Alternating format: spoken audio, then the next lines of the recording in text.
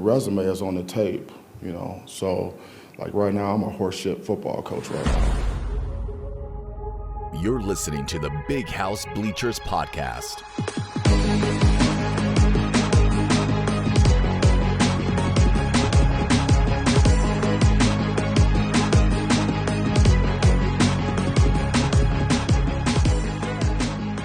Welcome to episode 2 of the Big House Bleachers podcast. I'm Michael Smeltzer. I'm here with Matt Hartwell. Matt, what's up, man? I'm feeling good, man. I mean, during the first half of yesterday's game, I developed kind of like a kink in my neck. So working through some of that, feeling better now that the game had a better outcome. But how about you, my friend? Well, yeah, I mean, I had a full-blown mental health crisis in the first half, but by the time the second half rolled around, I was feeling a little better. I got the medicine I needed. But, before we jump into the positional breakdowns, I figured it was appropriate to lead with just a reminder that this is bigger than football, something that was a little scary that we all experienced yesterday. So, in the first half, former Michigan running back and beloved running backs coach Mike Hart went down with what is being currently described as a seizure. He was carted off the field. You could see Donovan Edwards and Blake Corum extremely emotional. And I think that all of the fans and followers of the Michigan program got a little emotional in that moment, because not only was it one of these scary kind of potentially life or death situations, but it just happens to be a guy that we all know and love, who was just a legendary player and a legendary coach already, and so I think that just added some extra impact to it. So a very scary moment. Yeah, absolutely. And I mean, for myself, just being the Michigan fan that I am, Mike Hart holds such a near and dear place in my own heart. So I stepped away from the TV actually for a moment to do something or other, and came back to see that somebody had something happen, and I wasn't even sure myself what was going on until I saw that it was Mike Hart. And just having those memories, of Mike Hart running across our TV screen, it really kind of got me emotional, right along with Blake Corum and Donovan Edwards and the rest of the Michigan team. It was definitely a position of wanting to make sure that Coach Hart was all right, and that no matter the outcome of this game, what's going on with Mike Hart, how's he going to be? Yeah, and I'm looking forward to the next update. I want to know a little bit more about what it was and how he's doing. And again, you don't want to see anybody go through this. It's not like one person is more important than another when it comes to a crisis like this. But, Mike Hart just happens to be, I think, one of my 4 or 5 favorite players all time in Michigan history. He's borderline on that, like, Mount Rushmore of Michigan figures.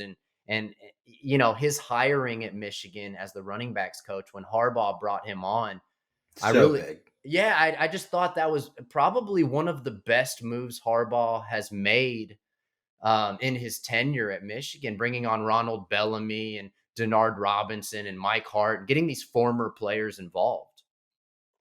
Absolutely. I know that I was one of those people that was screaming for Mike Hart's hire, seeing his success at Indiana. And when they brought him over, man, it was just like such a huge homecoming, and prayers to him and his family that they can overcome whatever he's going through.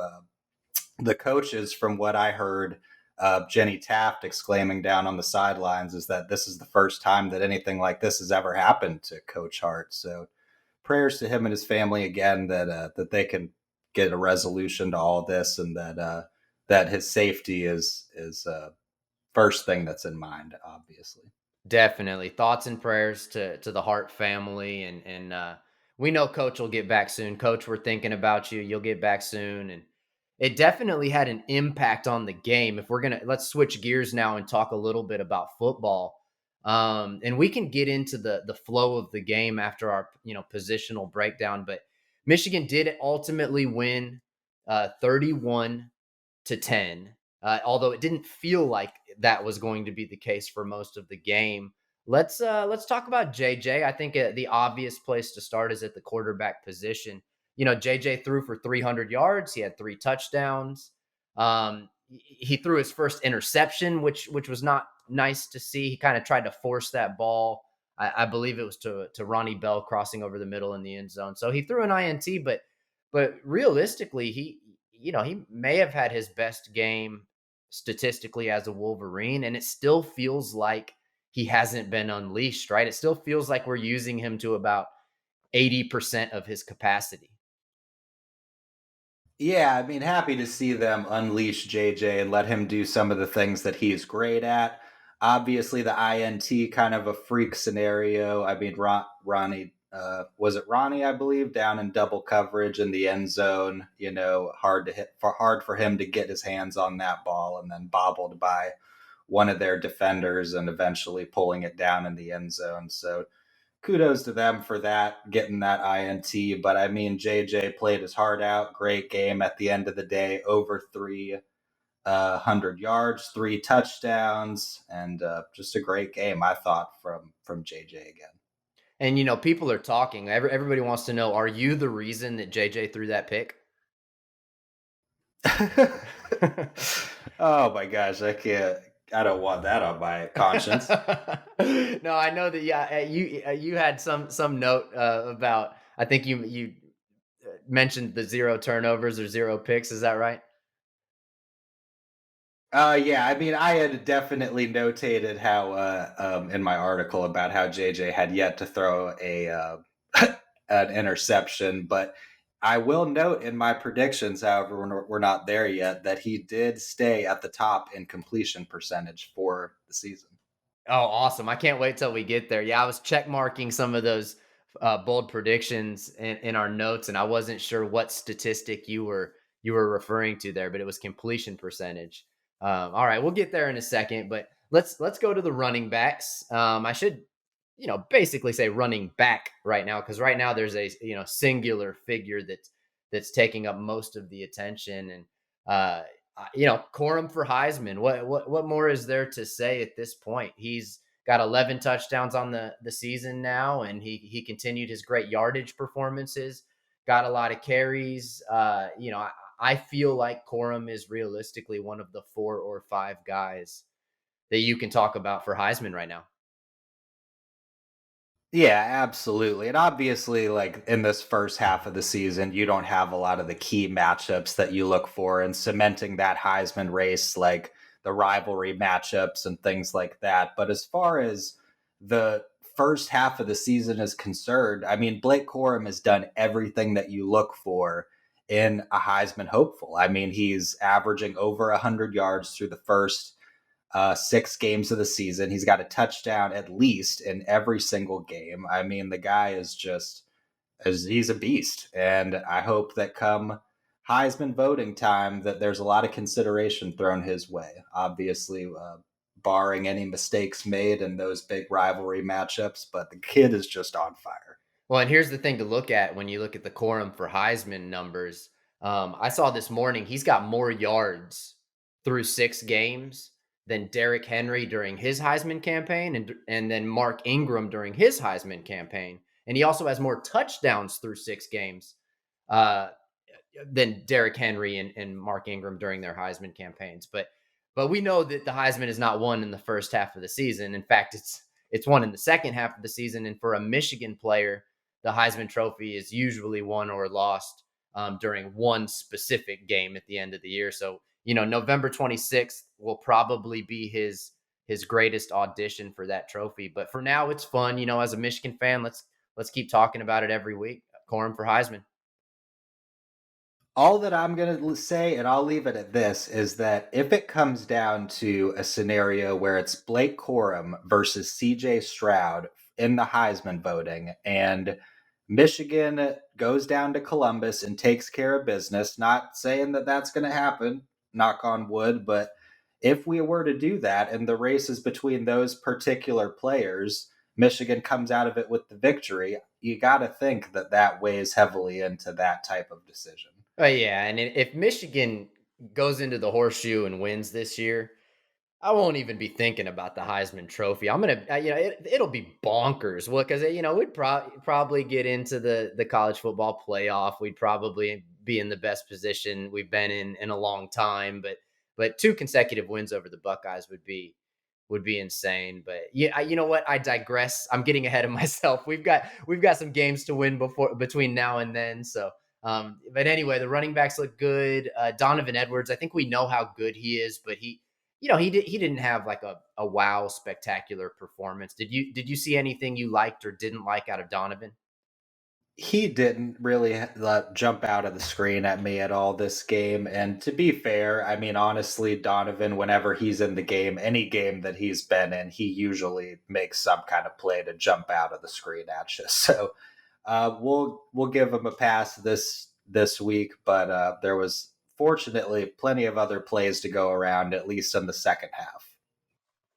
Moving on to the wide receivers and tight ends, the pass catchers. Ronnie Bell over 100 receiving yards. It was nice to see him do that, and he gave us a little reminder of just how athletic and just how special of a pass catcher he is. He made a couple of really nice grabs in this game, and it was reminiscent of last year when he started to really get going in that Western Michigan game before he got hurt. He had that one-handed grab that, in my opinion, may have been the best catch in college football history. And then there was offensive pass interference that brought that back. And then he got hurt, and it left us all wondering, what would Ronnie Bell have been had he not gotten injured in that game? Well, in this game, we finally see, Ronnie is being Ronnie. He's over 100 yards, making special grabs. It's really nice to see.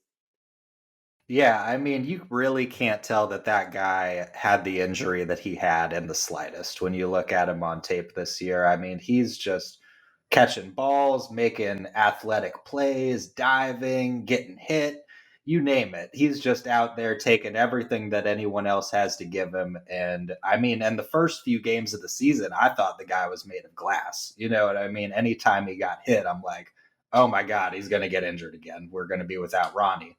But it's not even something that I think about. The kid's just been on fire, just making all kinds of plays. You can't even tell. Cornelius Johnson. He had one of the most disappointing drops I've seen in a while. He had this. Oh man. I mean, we were kind of backed up in our own territory. Big play. JJ hits him in stride. It looks like he's got. It's going to be, if he catches that ball, it's going to be a foot race to the end zone. There's one defensive back that may have had an angle, but I'm thinking that was probably a touchdown if he catches that ball. So he drops it later in the drive, completely makes up for it, right? He ends up catching a nice little crossing route and makes an athletic move and gets into the end zone. Cornelius Johnson really came on strong this game, with the exception of that drop, which in my mind, I erased that drop because he kind of made up for it. But with the exception of that, he played a really good game. Yeah, absolutely. And certainly that drop is not something that Wolverine fans would have taken lightly had the game gone any other way that it did. But he did make up for it, and he made up for it quickly, not soon after, with another touchdown and diving into the end zone in great fashion, might I add. So awesome touchdown for Cornelius Johnson, and awesome to see him get a couple on the board in that game. Andrell Anthony is somebody we've all been screaming, to Harbaugh and the coaching staff, like, get him in the game and get him some touches. And Justice for Andrell. free Andrell. I would say he got a little bit of justice this game. He got some looks. He had multiple catches. He looked, Yeah, pretty good. absolutely. And I wouldn't say, I mean, a lot of people I'm sure probably took issue with AJ Henning taking a little bit of Roman Wilson's share of the snaps, but I think Andrell still got a good mixture of downfield throws in there. And the kid is young, give him some time to blossom, and he'll find his way up there on that receiving ladder once some of these other guys are gone to the NFL next year. Yep, and AJ Henning had a decent game. He usually doesn't get too involved in that he doesn't get too many targets. He definitely, yeah, of course, gets the ball in his hands quite a bit because he's our punt returner. And you mentioned Roman Wilson was out. He was a little banged up and is expected to play next week when Penn State visits Ann Arbor. Originally, we thought he was in concussion protocol, but it turns out that might not be the case. I'm hearing that the coaching staff is being their normal private selves about this injury, but he got a little banged up and is expected to play next week when we play Penn State.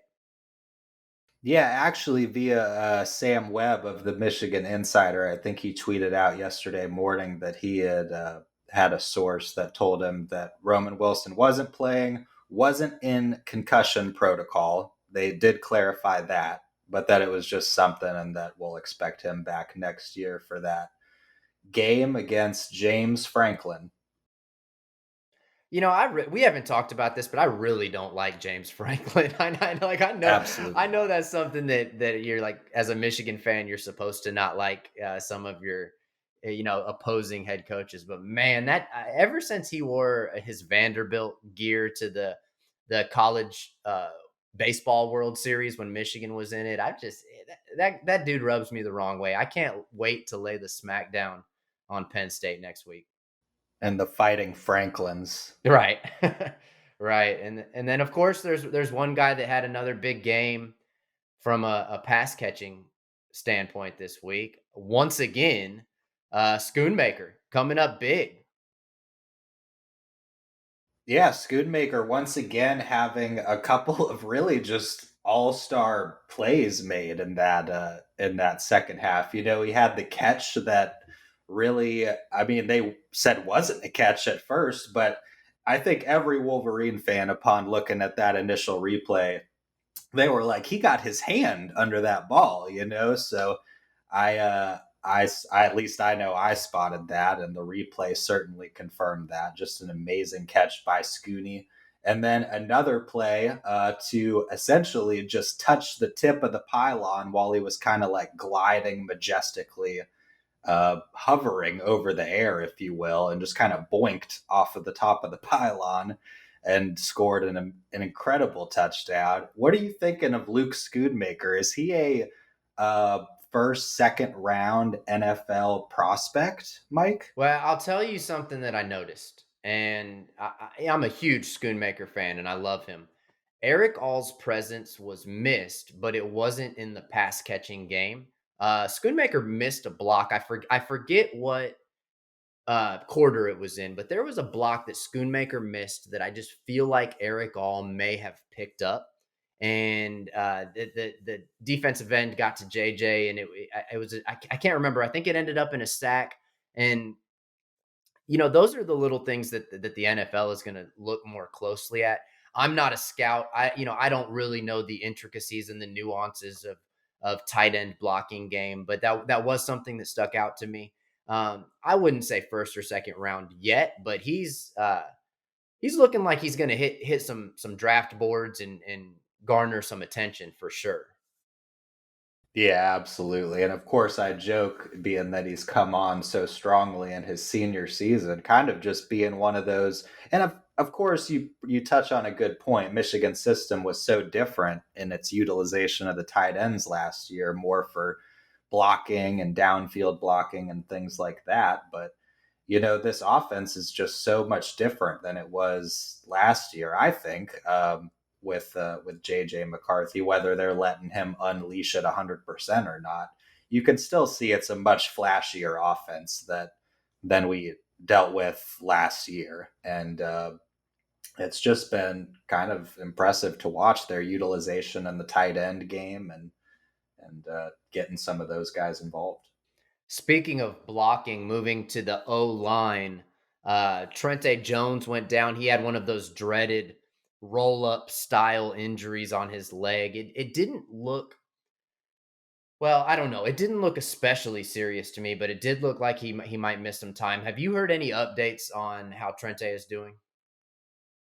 I haven't heard any updates personally or read anything up to this point, but I know that when I watched it, it looked It looked like Blake Corum or the defender that was tackling Blake Corum, or both of them landed awkwardly on that back foot of Trente while he was picking up a massive block there, and it just looked like, hopefully, I mean, he was able to roll that leg into it in such a way where it didn't put too much stress on it, but it looked it looked like a potential injury that could be ugly if there was enough weight sitting on it for a long period of time. That's what I was, I was looking at it. And it's so hard to tell with these O linemen because they look like the Terminator from the waist down with all these bionic like braces on and stuff. Because that's what I was thinking when I was watching it. Is I was like, if that was my leg, it would be shattered in like 5 places. But for some reason, when these guys are like all strapped up with their braces on, I always feel like, well, maybe it was just kind of a 1 game, 2 game like thing where something got a little pulled, but anyway, we're wishing him the best. The only other lineman that really stuck out to me is I saw Olu get amazing push on a couple of plays where we needed Blake Corum to pick up 2 or 3 yards. Olu, gave us that push right up the middle. So it's really good to see him at his full capabilities. Olu just continuing to be huge. One of my favorite Michigan additions on this team so far. Obviously, there's been a couple big additions. I don't know if we're close to talking about the second one yet. Well, let's do it now, man. I'll give you a little alley oop here. Who on the D line stuck out to you? Oh my gosh, man. Just Yabi Oki, a menacing presence on the edge, man. You just he's Ojabo like. You saw Ojabo come on towards the end of the first half of last season with that spin move. I mean, I'll tell if Yabi Oki learns the spin move, I'll just fucking lose it because this guy just like he gets to the quarterback and he does it quickly and just menacingly. I don't know if you, I'm sure you did when he got that 1 sack on Connor Brazelak, just threw him for an additional yard and a half after he got to him. Yeah, I thought Iyabi snuck through unblocked. When I saw that originally, I'm like, oh man, they missed Iyabi entirely because he got to the quarterback so cleanly. And then you go back and watch the tape and you see no, he actually was blocked very cleanly by the I think it was the right guard, and Iyabi just threw that dude on his back like it was nothing, and got to the quarterback. And I'm starting to look at Iyabi. I wrote an article about him this week where I was really looking at. Great read. Oh, cool, thank you. And I wrote that this week, and I was looking at what he could become. And people forget in 2018 he was third, in the 247 rankings, and the only people that were ranked ahead of him were Trevor Lawrence and Justin Fields, both starting quarterbacks in the NFL right now. So we Great have company right there. exactly, we have a guy that could potentially become the best defensive player in the country by next year, because he does have 1 more year of eligibility with the COVID rule. This guy could become pretty special. Absolutely. And I mean, 1 sack, 1.5 tackles for loss in that game. Of course, not taking anything away from Mike Morris, who continued his reign of dominance, getting another sack in that last game against Indiana. Just a great season for Mike Morris. I think that those two are definitely the new dynamic duo, but I also just want to give credit to where credit is due. Jalen Harrell and Derek Moore are the future, right? So obviously, Oki and Morris, I mean, depending on what happens with those guys next year with COVID eligibility and whatnot, but depending on what happens with them, Moore and then Harrell, those guys were just beasts behind the presence of Oki and Morris on the line. But what is Michigan going to do without Hutchinson and Ojabo? What are they going to do? That's what we've been hearing all year. What are they going to do? And well, I'll tell you what they're going to do. They're going to put up more sacks than the previous season. It's a farm, man. Michigan is defensive line U, and they just continue to farm out prospects and pump them out, and just produce amazing levels of talent. So just kudos to the coaching staff for continuing to be able to do that, and the players, of course, for always being ready to be that next man up.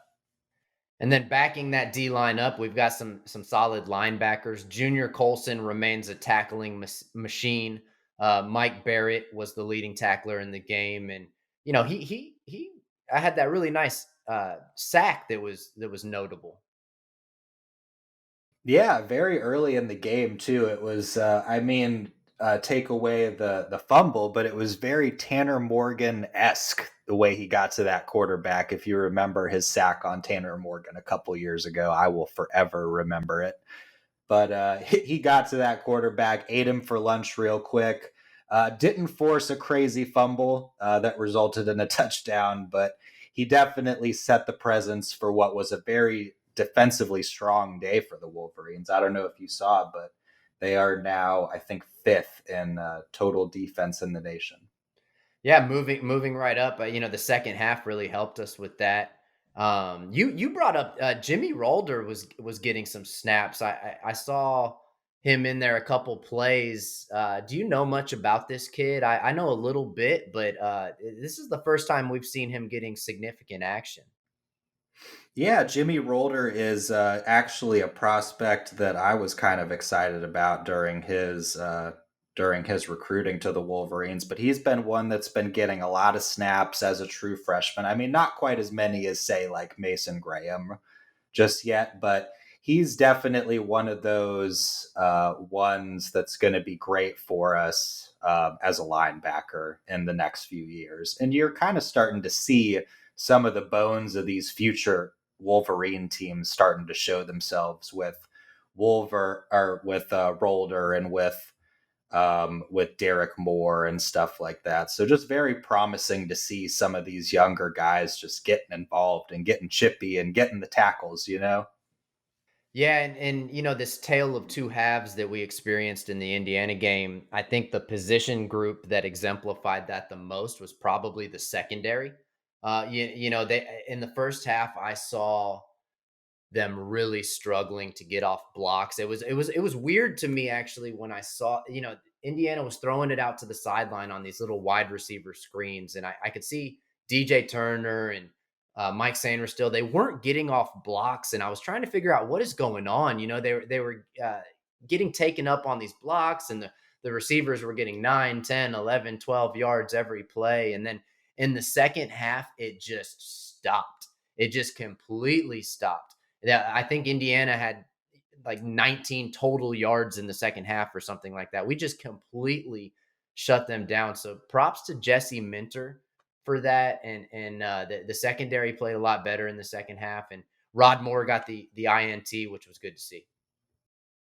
Yeah, absolutely. And thank you, Rod Moore, for getting that INT because I remember I had tweeted out like right before that, like, need defense to make a play, because it was just very, like, I mean, I don't know about you, but I wanted to like kill myself after the first half. Like, it was just such a terrible, such a, I mean, the one thing that I love about this Michigan team is that we've never played totally bad in one half of any of our football games, meaning that like if the defense has ever been bad in one half of a football game, the offense is good. We've kind of been able to complement each other as we're learning throughout this stretch of 4, 5, 6 games. But I mean, I'm sure I'm not the only one. There's been struggles against Maryland and Iowa and Indiana the last 3 weeks, and it's just kind of them putting it together and finding a way to put the finished product on the field before we come to some of these more important games. But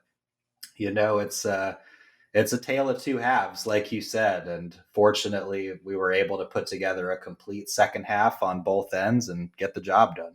Right. And that's the thing that's the most encouraging to me is that even with these seemingly rough quarters and rough drives that we've still managed to take care of business as a team, get the wins. We're 6-0. The thing that we're going to have to improve if we're going to beat Penn State, and especially if we're going to beat Ohio State. There's an interesting dynamic with the offensive play calling, the rhythm of the offensive play calling.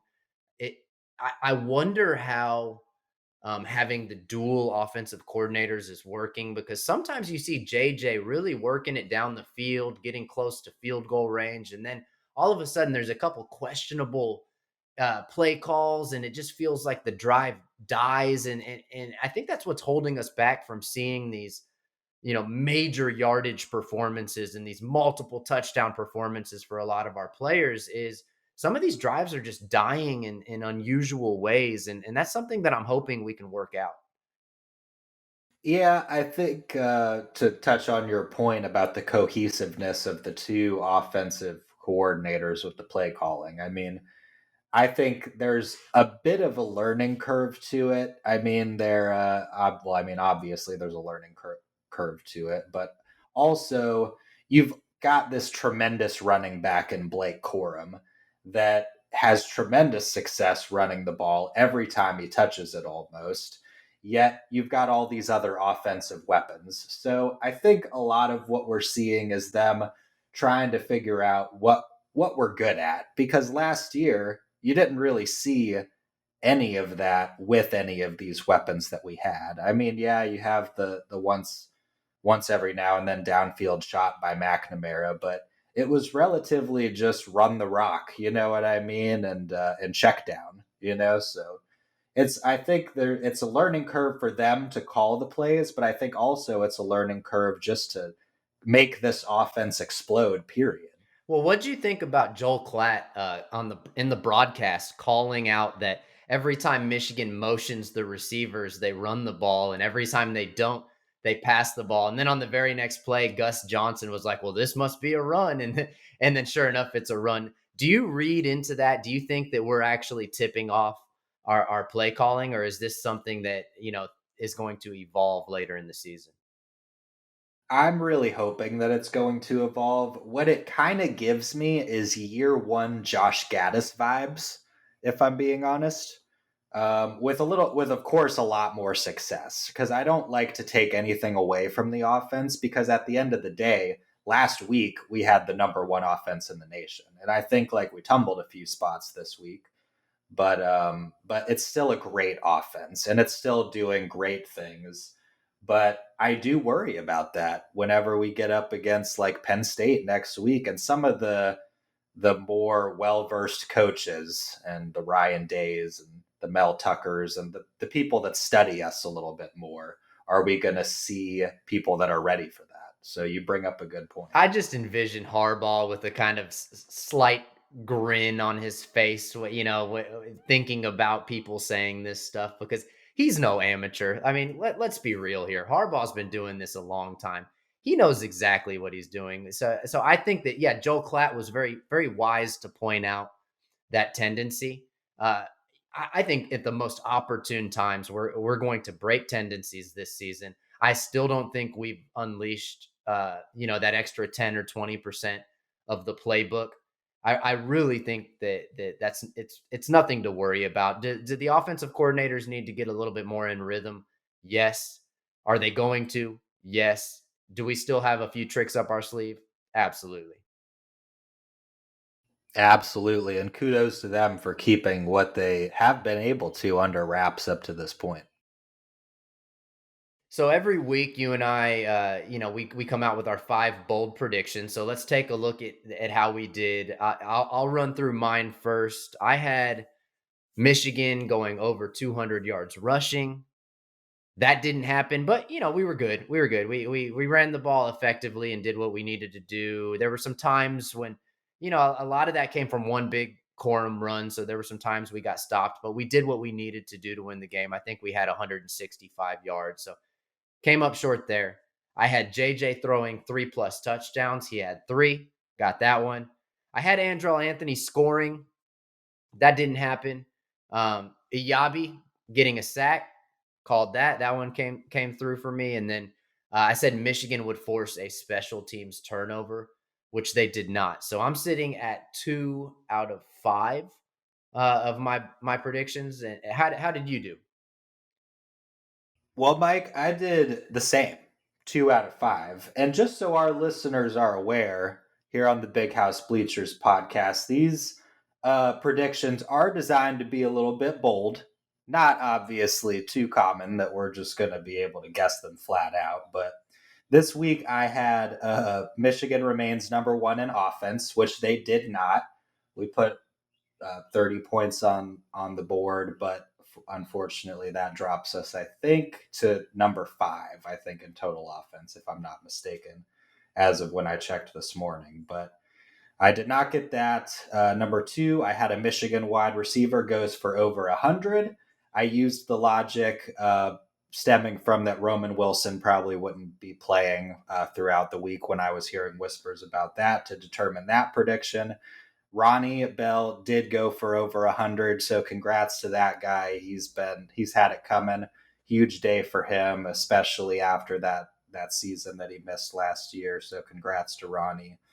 I had Will Johnson donning the turnover buffs in an interception for the Wolverines this week, which did not happen. That interception went to Rod Moore, but still just thank you, Rod Moore, for the interception. Fuck my prediction. As long as somebody gets it, you know what I mean. Number 4, JJ accounts for 4 touchdowns. I whiffed on that.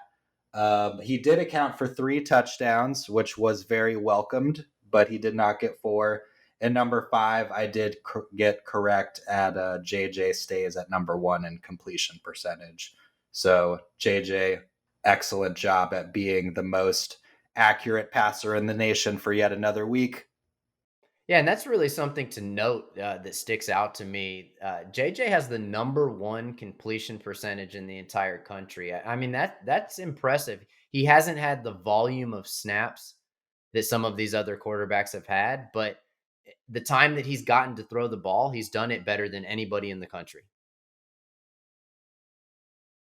Yeah, just an excellent effort on his end, because I think the kid probably took into account a lot of the things that were being said about him in the offseason. You got people talking about him as if he's a risky quarterback and that why turn the offense over to him when you have such a great game manager in Cade. So he's really been showing that he can also be that game manager and he can work within Michigan's offense to make sure that he's not turning the ball over and that he's being careful. Absolutely.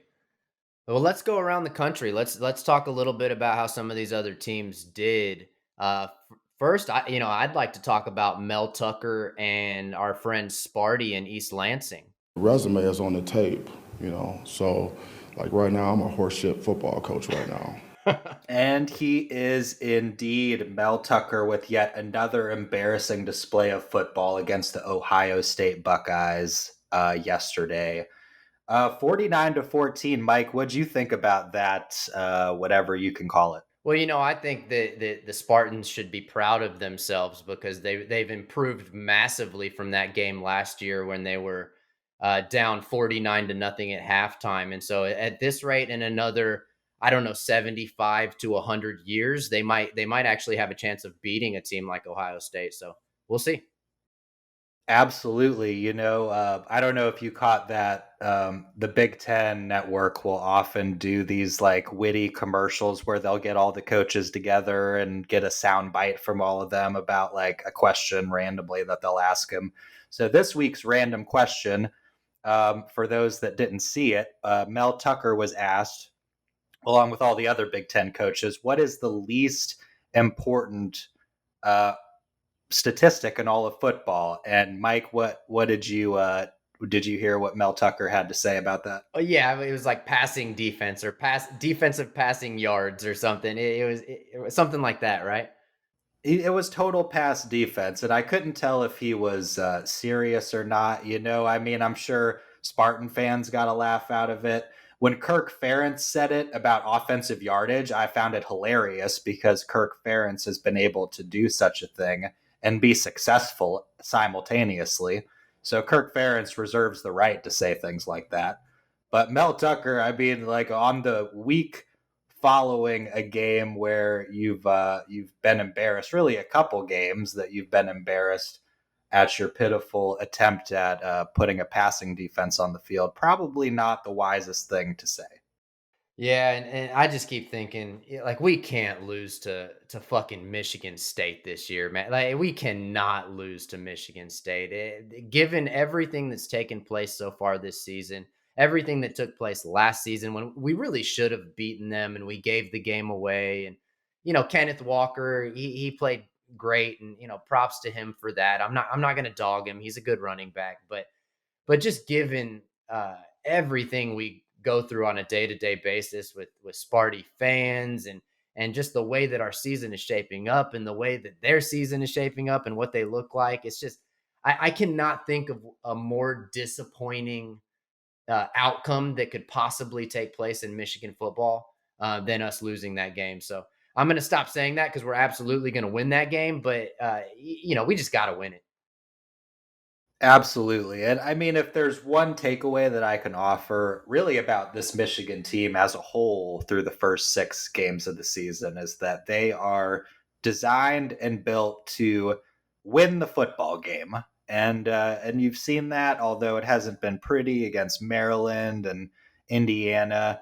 Um, they've got the job done, and they've put together a complete football game, although in some quarters the one half of the ball has slacked. They've still finished the game on the winning side and done what they need to do to win the game, similar to how they did it last year. And I think we won't see any issue with that when they visit Michigan State and some of these other teams that are known as trap games. You know what I mean? Yeah, and looking around the conference, we see Penn State, Michigan, and Ohio State are the clear front runners, to take not just take the East, but to take the conference. But we saw Don't Maryland. forget about Illinois.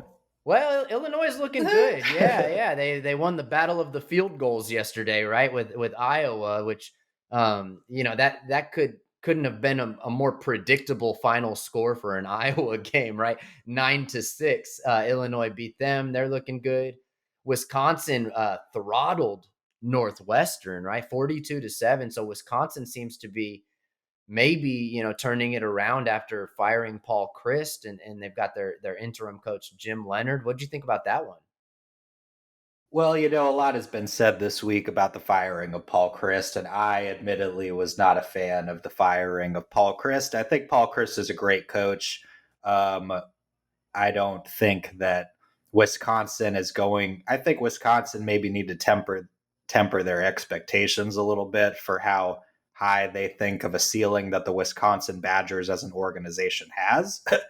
But obviously, they were able to handle their competition over the weekend under their first game without him. So hats off to them for that.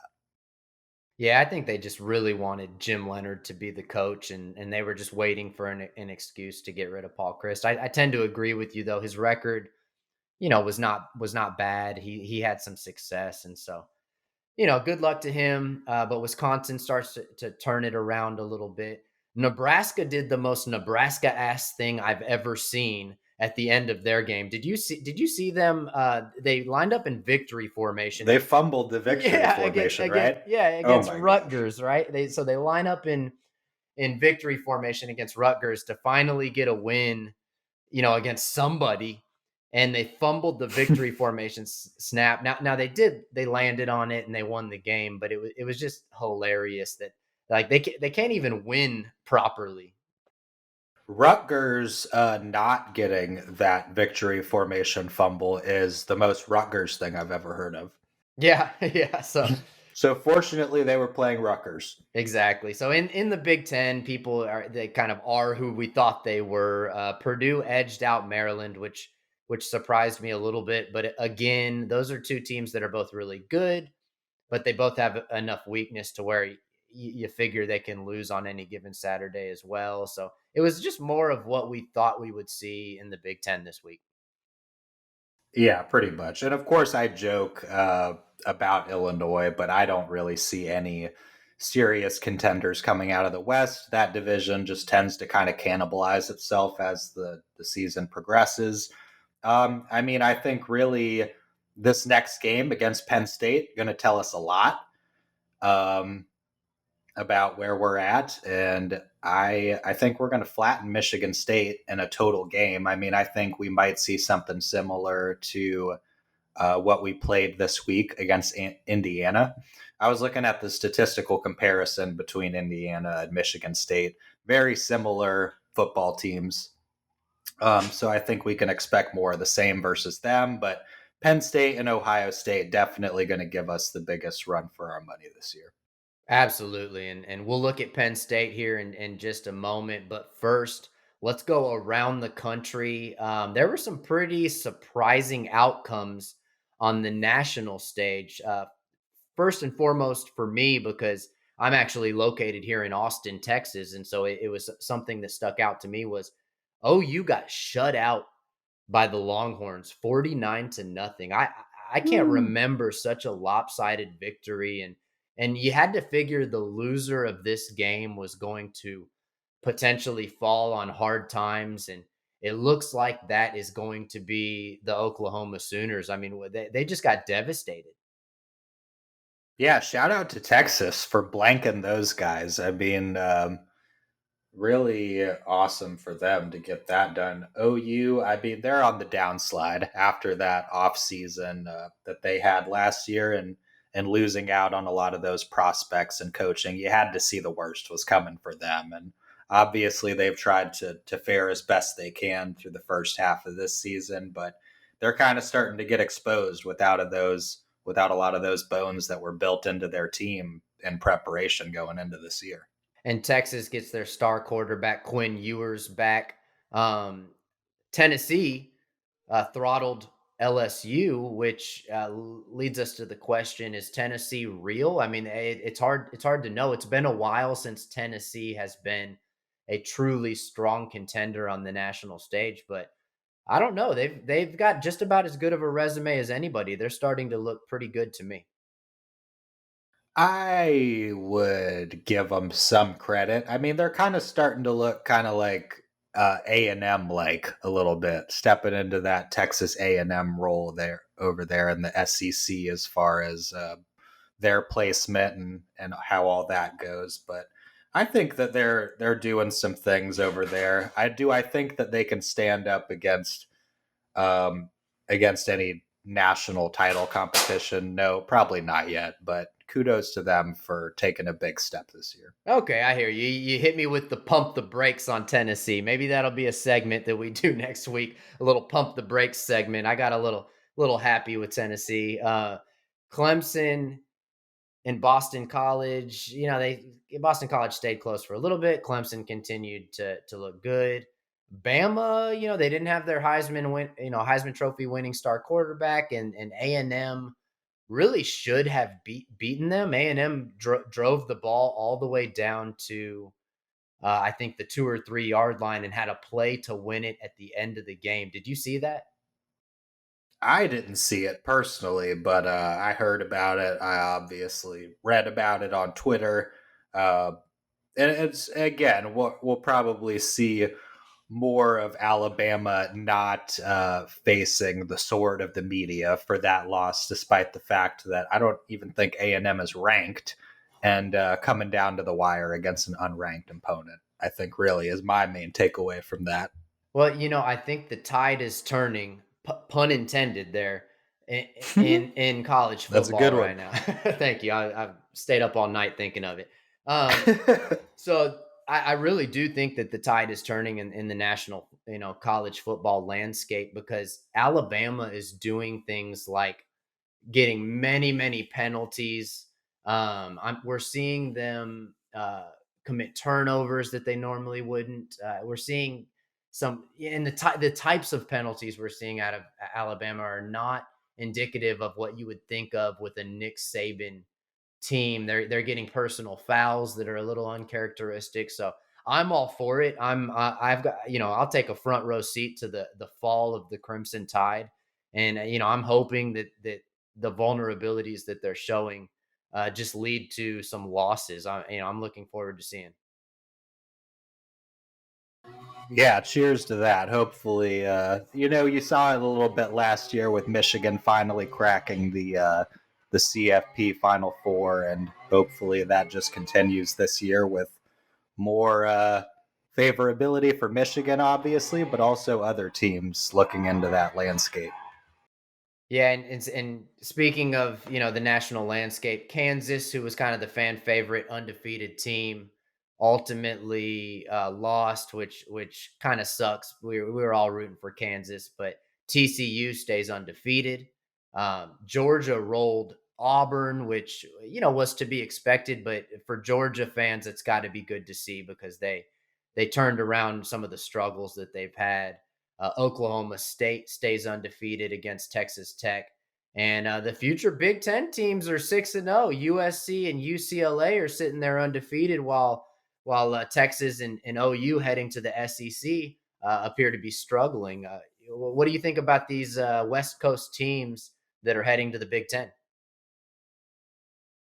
Well, honestly, first and foremost, I'm never a huge advocate for the West Coast teams. So I think it's interesting that they're starting 6-0, but it's always a similar situation with those Pac-12 guys. Like they look good, but they always end up losing one or two games per. I mean, they're a lot like the Big Ten West, in my opinion, a little bit, only without as much defense. Yeah, we'll see. I find it interesting that they show the stadiums of these teams, and there's literally like 15,000 people in 100,000 seat stadium, and I'm just wondering what is going on in LA. They just cannot get fans to show up to these college football games, and so it'll be interesting when they join the Big Ten, which is a conference that typically has fans that travel really well and they sell out their stadiums. I think it'll be interesting to see how many Michigan fans we can get in the Rose Bowl against UCLA and USC Stadium against them. So I'm looking forward to seeing that. I honestly can't wait. My wife and I, we vacation over in LA sometime. We usually try to like once a year. So I honestly, when that news broke of those two teams joining the Big Ten, all jokes aside, I was excited because I think it opens up a few things for the sport, and obviously the Big Ten is just a great conference. So we'll find a way to welcome them and make it great and make it memorable for years to come. And the Rose Bowl is one of those bucket list stadiums for me. I've actually never been there, but because of Michigan's rich history in the Rose Bowl, I'd love to check it out. So as soon as Michigan travels to UCLA, let's get some plane tickets and get some game tickets and get out there. Come on, man, sign me up. First game out there. Let's do it. Cool. Well, I think that's just about it. Michigan has Penn State next week. It's going to be a top 10 matchup. Matt, you got any score predictions or any ideas of what you're looking for next week? I think we'll see maybe the Wolverines take it 30-24. I think it's going to be a little bit more of an offensive production game than it was last year. Obviously, no Eric All to run in any dramatic um, touchdowns late in the fourth quarter, but I'm thinking that we'll still pull it out. I'm so grateful that it's at home this year. Happy Valley is just a scary place to play at. I know that they would have definitely um, blanketed us with that whiteout if it was us visiting them. But May's out for those that will be attending. Everyone wear Mays. It is during noon. I know a lot of you guys hate that for this game, but just try to be good sports. Wear Mays. Let's kill these bastards. Let's go get them. We'll beat the Nittany Lions next week in the maze out. I feel like it's going to be a dominant performance, if I'm being honest with you. The one thing that makes me nervous is that young freshman running back that Penn State has is really good. I think he was the number one running back coming out of high school. So that makes me a little nervous, but with Chris Jenkins and Mozzie Smith in the middle, I think we'll be able to handle them. Off the top of my head right now, I'm going to predict Michigan 38, Penn State 17. So a 21-point victory. Um, But that's it for this week. Thank you all for listening. Make sure that you subscribe wherever you get your podcasts and leave us a nice review if you like the show. That's episode 2 of the Big House Bleachers podcast. As always, go blue.